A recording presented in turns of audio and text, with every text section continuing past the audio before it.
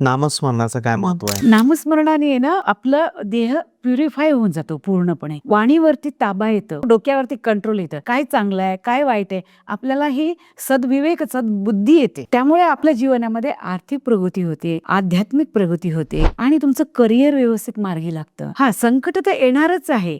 संकटामध्ये मात करण्यासाठी तुम्हाला एक नामस्मरणाचं एक स्फूर्ती मिळते अगदी. जसं आता मी तुम्हाला नामस्मरण नाव जरी म्हटलं ना, बघा मला एनर्जी आली.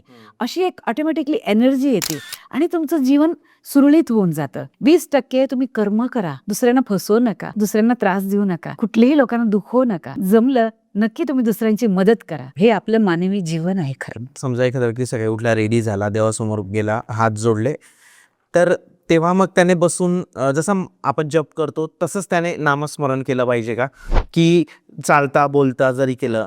चालता बोलता झोपल्यानंतर अशी सुद्धा तुम्ही नामस्मरण करू शकता. पूर्ण व्हिडिओ बघण्यासाठी यूट्यूबवर जाऊन बँटर विथ चेतन सर्च करा.